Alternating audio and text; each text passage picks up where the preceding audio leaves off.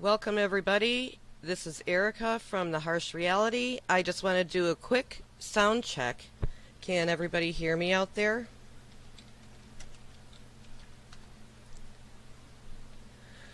Hello, hello. Check 1, 2, 3. Sound check 1, 2, 3.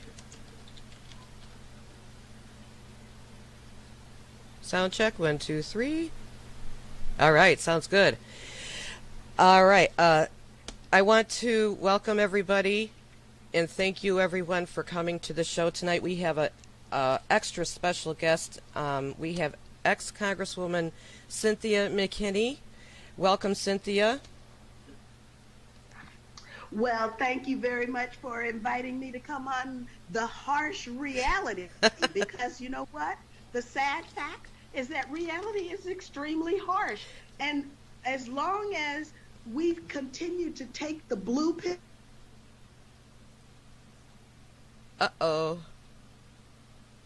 Are you still there? Changes that are needed to make everything okay. Yes, I'm still here. Okay, it just went. It went out. It went out just for a second, but you're back. Oh, okay. Everybody's saying Cynthia McKinney is a patriot. She's a hero. Everybody's just thrilled that you're here with us tonight. Thank you so much for that. I wanted to. Yeah, go ahead. I wanted to read your bio, and you are such an accomplished woman that I could not fit your entire bio into the description of this video. So, real quick, Cynthia McKinney is an international peace and human rights activist, noted for her inconvenient truth-telling about the U.S. war machine. She was held for 7 days in an Israeli prison after attempting to enter Gaza by sea and traveled to Libya during the U.S. bombing and witnessed the crimes against humanity committed against that country's people.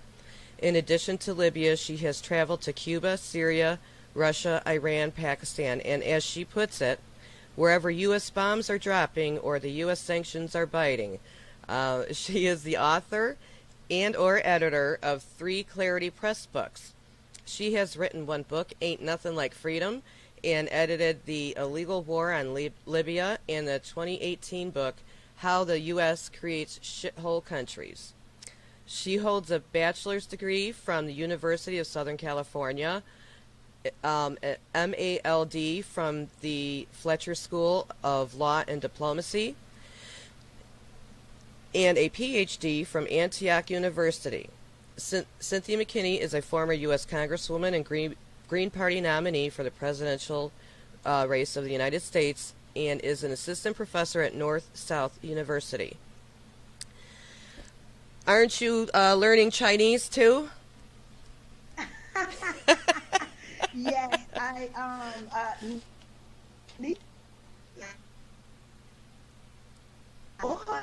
trying my best, but it's a little difficult. Chinese is a difficult language, but so anyway, my teaching responsibilities kind of abbreviated my semester of taking the language, so I had to drop, and now I'm gonna start all over again. But at least I know how to say hello.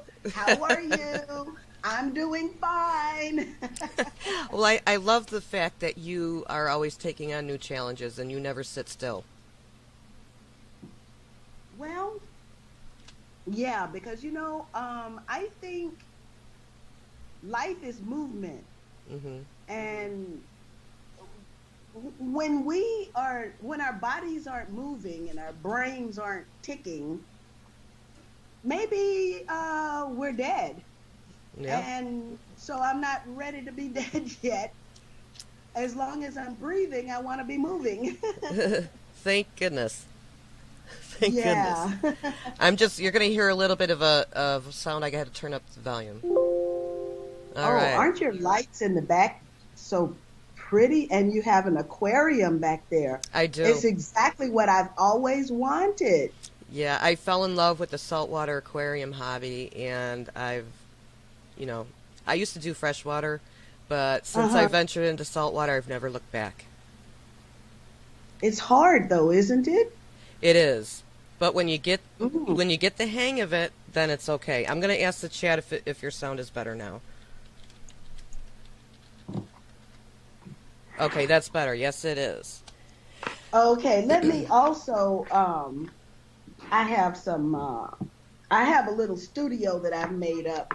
So the sound should be fine and not echoey like it might have been in when I was putting on my makeup. And I headphones as well, which might also be helpful. Okay. Is this helpful? Yeah, Okay, great. perfect. So, I wanted to kind of start out. Uh, for tonight, I'm just going to focus on two areas. Obviously, I'm sure you're always asked about the pledge that you were asked to sign and you refused, and um, so you're very well known for that. And then I also wanted to pick your brain a little bit about this S.1 bill that is just passed the Senate. I'm not sure if you've heard about it yet. The uh anti-BDS, is that the Yes. anti-BDS? Yeah, well, Right. you know. Okay. It is the Mark Rubio first. Now, this is very indicative because it wasn't the second bill introduced into the Senate. It wasn't the third or fourth bill. It was the very first bill. And it had nothing to do with the U.S. and protecting the Constitution, but everything about denying people inside the U.S. their constitutional rights. That's right. So, I'm actually thinking that you've got all of these, you've got, well, not all of these, but you've got these political parties, the Democrats and the Republicans, and they both seem agreed on one thing, as Lindsey Graham is in Israel right now. Well, no, he's in Syria in the Golan Heights, Mm, but Israel wants to steal it for right. Genie Energy. Right. And I don't know if your audience is aware of who sits on the board of advisors for Genie Energy. Now, Bill Richardson, which I'm shocked, but not really, he went to my school. He went to the Fletcher School. Really. But he's a company boy. He Mm, belongs to them. And so what we patriots have to be able to do is to discern who is one of us and who belongs to them. right. And I can guarantee you, if they show up on the cover of Time magazine, because, when I was in Congress, I was promised the cover of Time and Newsweek if I just went along with the program. Wow. And I was also promised that you could stay there till you die if I went along with the program. Wow. But going along with the program meant that I would have to lie Hmm. to my constituents, lie to the U.S. people, lie to the global community. And the most important lie of all Hmm. is to lie to myself. Right. And so, you know, Oh, you went out. Are you still there? on the inside, as that insider, I'm sorry. You went out. Um, The last I heard was that you'd have to lie to yourself.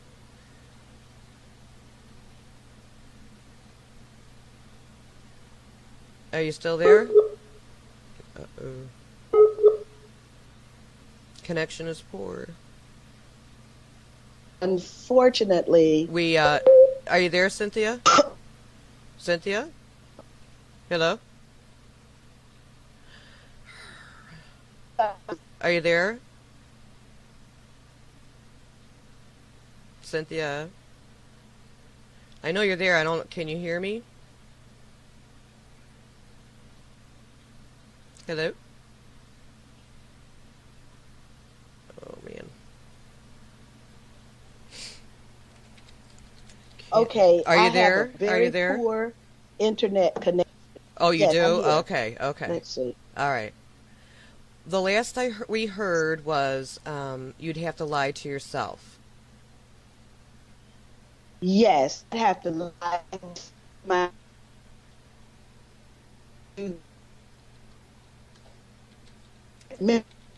You're going all out. Leader They don't want us talking to you, Cynthia. follow. They don't want us talking to you.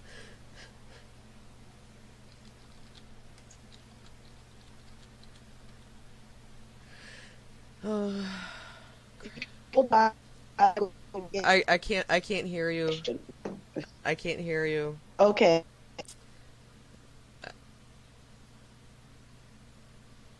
Are you there? Should I call you back real quick? Let me call you back. Let's see if that helps. Yeah. Yeah, let me call. I'll call you right back. Oh, okay. All right. Sometimes that'll help if we do that. So, I'll call you right back.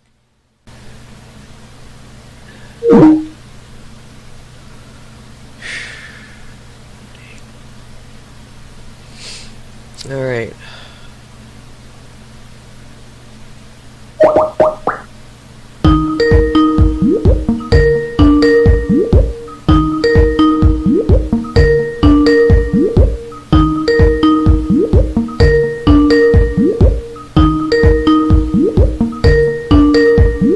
The person whom you're trying to reach is currently... Can you guys still hear me?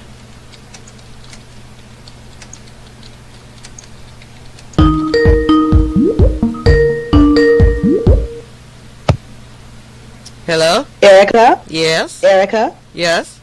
Okay. Now maybe this is better. Now I'm hotspotting from another device. I'm hotspotting from my Okay. phone. So can you hear me? Yes, I can. Okay, so this will be a better connection than the so-called landline connection that I have. Okay. Well, you have to also understand that I'm halfway around the world. Right, too. right. All right. Yeah, okay. So anyway, what I was saying is that I would have to lie to myself. Right. And I couldn't do that. And I can't do that. But there are many members of Congress who are comfortable doing that. They are hailed as leaders, but they're not really leaders. They're followers. They occupy positions of authority, and that authority is misused and in most cases abused. Right. So we've got to change. The name of your show is The Harsh Reality. And so that is a very harsh reality that I had to experience personally when I first got sworn in, and I realized that the people that I looked up to didn't deserve me looking up to them, because they cowered when the time came for leadership. They were nowhere to be found. Right. And how did that make you feel when you first realized this? Well, you know, I felt lousy, actually. I felt lousy. I have one very well renowned. Let me give you two examples. One was, you know, we were trying to be. I'm anti-war. That's my thing. If we can stop the wars, then we can solve everything else. But we cannot solve anything as long as the wars are taking our treasure in our children and our money, our tax money. And so at one point, the anti-war movement was very strong. And that was, you know, and we almost, and I'll tell you, let me just add a third story into this. So, but there is the war party. Now, who's the war party? The war party controls both the Democrat and Republican parties. And so a group of us women, 4 of us, decided, Barbara Lee, Maxine Waters, Marcy Kaptur, and me. We decided that we were going to be anti-war no matter what. And then the word came down from Barney Frank. You must not participate in that anti-war protest. And we all had a meeting on the floor of the House, and we said we're not going to let them tell us what to do. So we decided that we would meet at 11 o'clock behind the stage. Mm-hmm. And so at 11 o'clock behind the stage, I was the only one who showed up. Oh, no. And so then Wow. I had to decide, was I going to go on the stage and actually speak? Right. Because then I knew that everyone else had cowered. Right. So I went there and I spoke. I went up on the stage, and I have to say it was one of my favorite speeches, but I paid a price for that. Yeah. But in the course of that, I also learned who the warmongers are. Right. So imagine that the message is being delivered to us Democratic women by a Democratic man, Barney Frank. Mm-hmm. But you see, it went deeper than the Democratic Party, and it went deeper than us just being elected. It was who was pulling Barney Frank's coattail. Right. And that is what we have to understand. So, for example, you've got Ben Cardin, who was the original sponsor of the anti-BDS, anti-First Amendment, freedom of speech, freedom of thought bill. Right. But Ben Cardin had no business being in the Senate anyway. Why is that? Because Ben Cardin was pulled into the Democratic primary. Kwesi Mfume, who is a black man, announced early on that he was going to run for the Senate seat. Mm-hmm. And that was too much to bear for the war party. Right. Because then, of course, you have a different conversation taking place. Mm-hmm. And so they put Ben Cardin in there, and Ben Cardin won. So we could not have the conversation about peace that we needed to have. Right. The same thing happened in Maryland with Chris Van Hollen and the black woman who was the peace woman, and they ended up kicking her out as well. Now, let me tell you my story. My story is that Rahm Emanuel was the head of the DCCC, and he is the one, lame duck mayor of Chicago, Mm-hmm. who won with the black vote, mind you, is the one who organized the opposition to my reelection campaign because he was representing the war party. Wow. Now, Wow. what happened was... I never knew that. I'm in Yes, Chicago. okay, so- I'm in Chicago. Oh, you're in Chicago. Yes, I am. Well, then, yeah, we'll talk about Chicago. Okay. But now, so I am fervently anti-war, and the vote to extend the Iraq War, to finance the Iraq War, was razor thin in terms of the margin that it was going to win or lose by. And so Rahm Emanuel, counting his votes, put someone in there because they knew I was a no vote. Right. Now, the bill to finance the Iraq War passed with exactly 218 votes. If I had been there to vote no, we would be talking about our peace dividend right now. Wow. We wouldn't be talking about wars in Somalia, wars in Afghanistan, wars in Pakistan, wars in Yemen, war in Syria, war in Libya. That would never have happened because we would have been able to stop it in Iraq.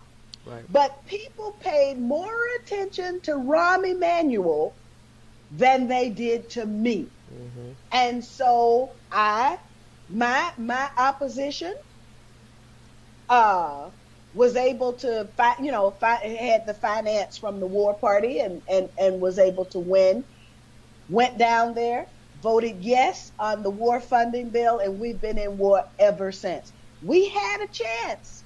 Yeah. And that was in 2007. We had a chance. But I was not there to cast my no vote and make the difference. That's a shame. That's an outright shame, because it's been endless death ever since. That's right. You know. That's These people love death, it seems to me. They love death and destruction. They do, and it's disgusting and it's sick. And in fact, I'm new to this YouTube community, and we're dedicated to exposing the crimes against humanity, and I'll watch how I phrase this, but mainly the cabal, if you will, and yes. Israel is behind pretty much all of it, and yes. We are actually just started a grassroots movement to help educate everybody out there about this S.1 bill that is going to criminalize our any boycott or divestment against Israel. And if they get this bill passed, then it's pretty much game over, and we're going to be looking at more severe bills in the future. We are actually doing what we kind of dubbed the S.1 bill flyer challenge, and what we're doing is we're going out to the public and passing flyers out and trying to educate, because there's 100% media blackout on this. 100% media blackout.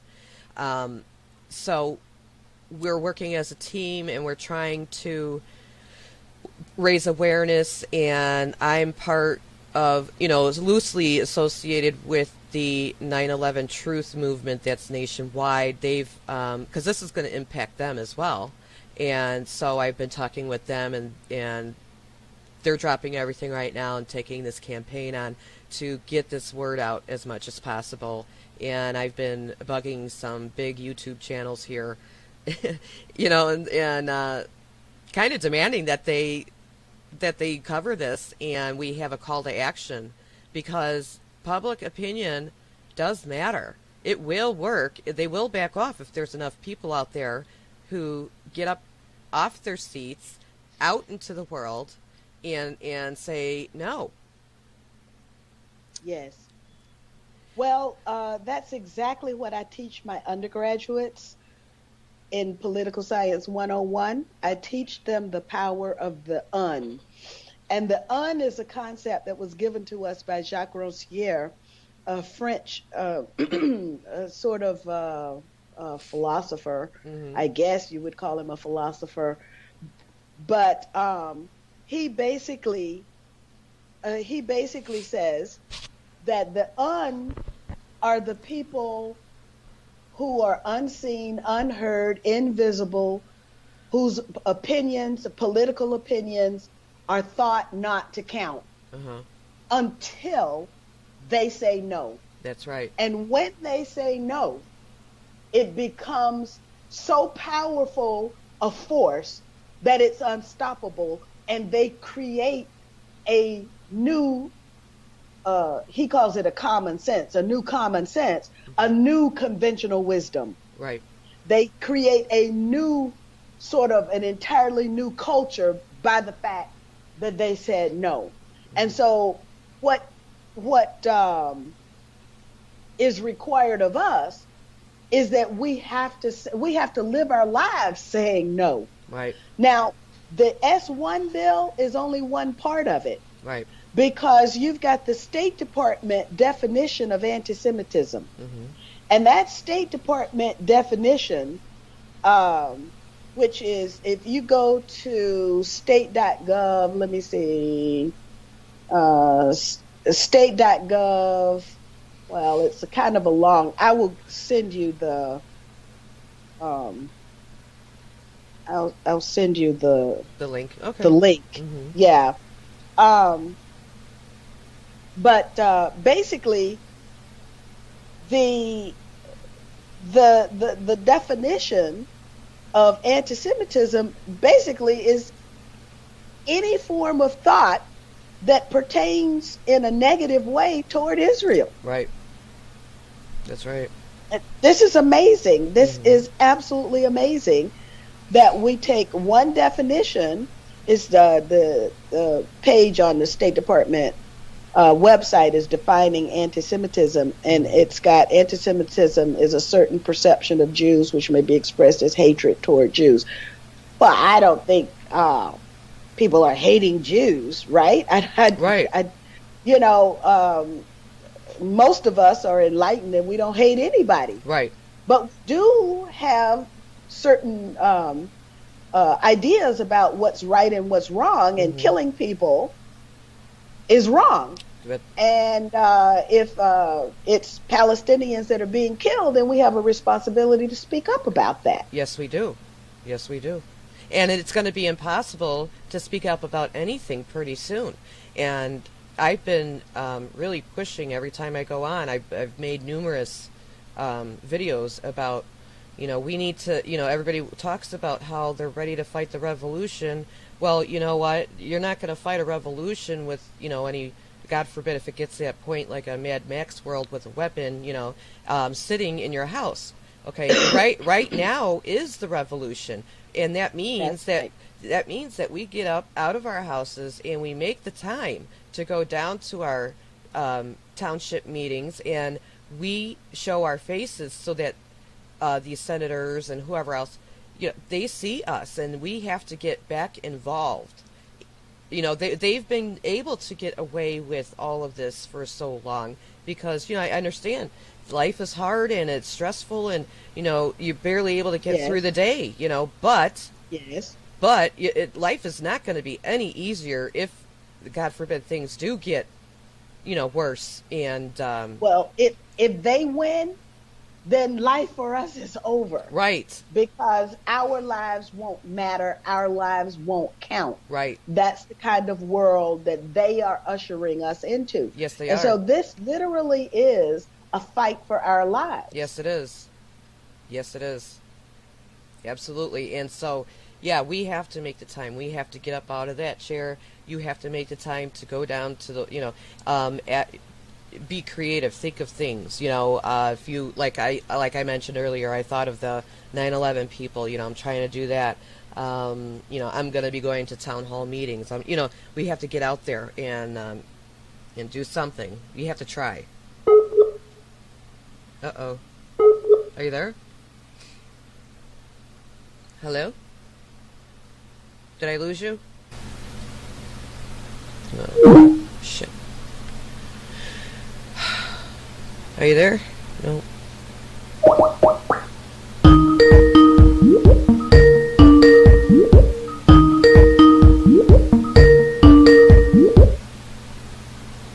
Hello? Hi.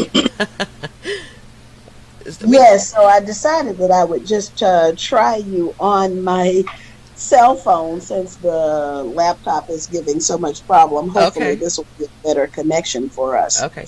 Now, with your experience in activism, what's your opinion on people getting active and protesting, and is there a snowball's chance in hell? I mean, what will work, what won't work?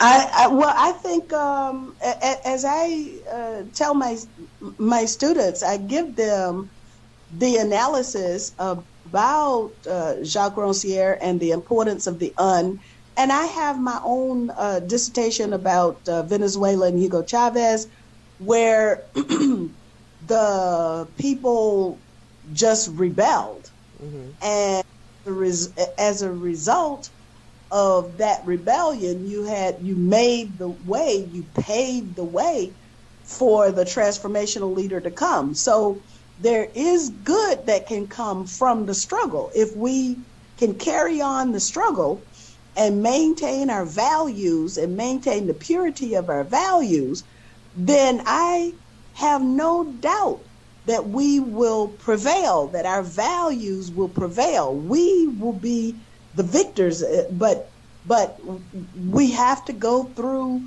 this struggle. We have to go through this harsh reality to come out on the other side. Right. Absolutely agree. Yeah. You've been such an inspiration to people, and I just wanted to take a minute to acknowledge all of your hard work and your dedication. And if it wasn't for you, you're like a trailblazer. You've cleared the way for the rest of us, and I really wanted to thank you from the bottom of my heart for doing that and sacrificing so much.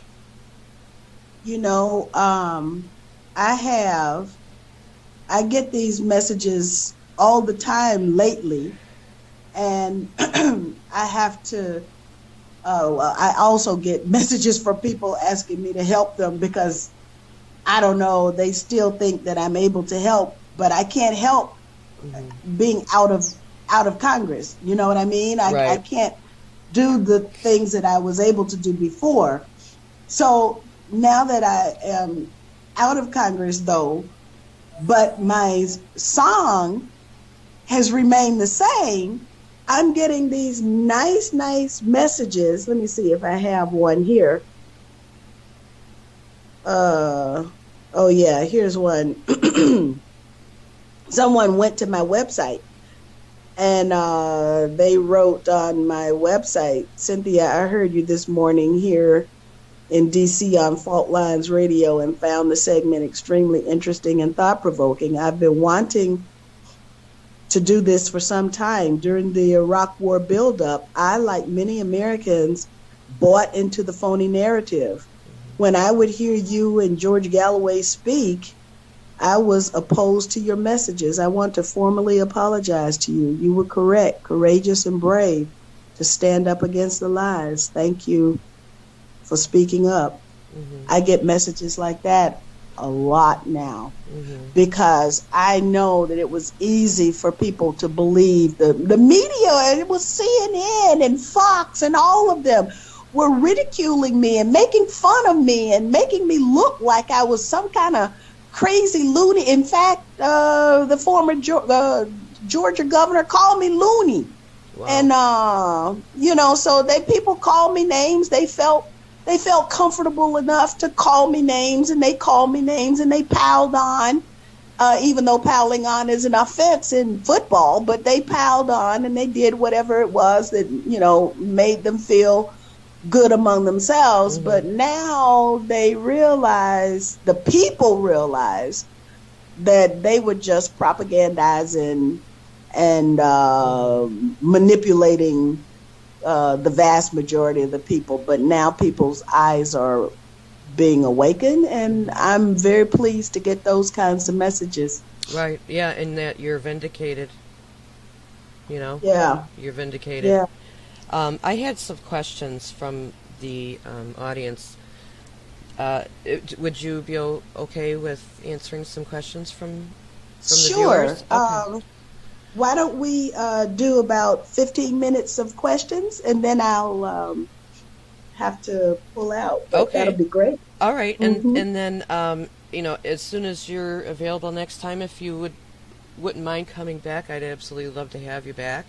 I'd love to come back. I'd love yay. to. Awesome. Yay. All right. We're going to do questions now, and everybody's going to yay. They're all happy. They're like, ask her this, ask her that. In the chat, it's funny. It's cute.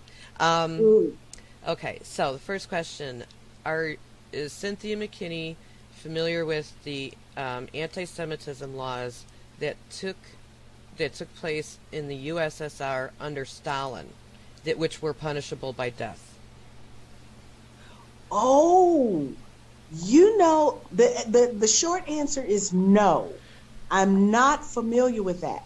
However, I do a lot of reading in the sort of Russian cultural space.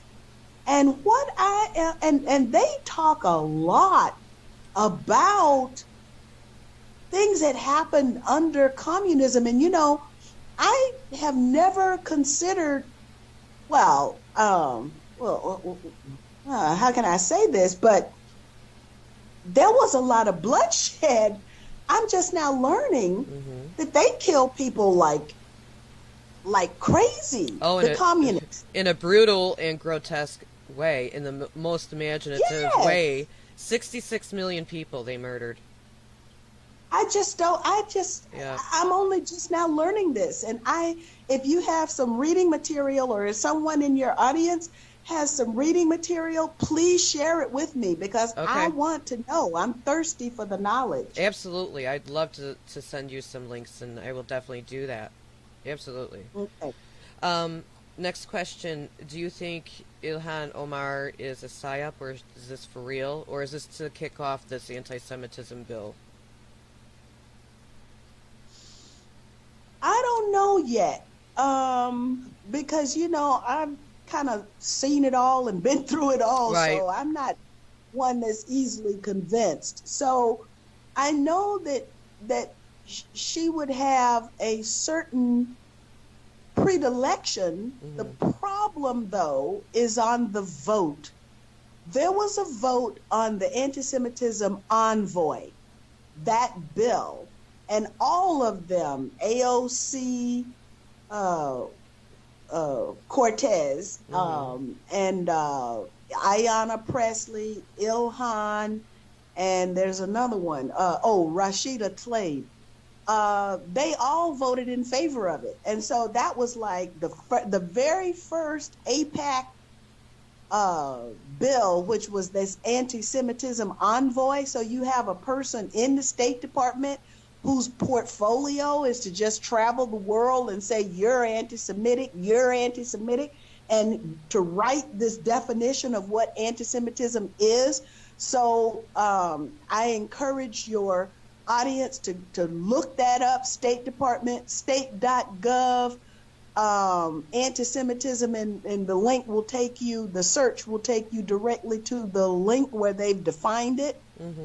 And that is the responsibility now of someone 24 hours a day, 365 days a year on the U.S. payroll. And this is what this is abominable.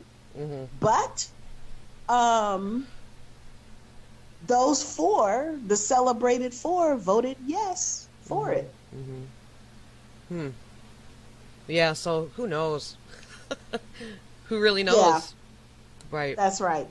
We have to get a few more votes down the belt, and then we'll know exactly who's who. And if they're the zoo or not. Right. Yeah, well, and it's going to take some work, and time always does tell, but sometimes we don't have, and especially right now, we don't have the time. So there's, I have to move quickly because my name is getting highlighted like crazy here in the, in the comments. Okay, so if there is a very good video series on YouTube, and they're not that long, it's about eight,